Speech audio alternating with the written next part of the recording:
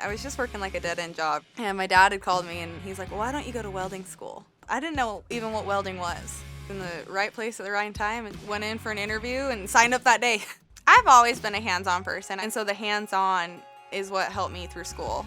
I've been out of school for 4 or 5 years now, and I've loved welding. I went on my first job and my first paycheck. I was like, whew, what do I do with all this? I own my own home, I have my own vehicles, I have my own camper, my four-wheelers, my toys. Like, my career goes with me wherever I want to go.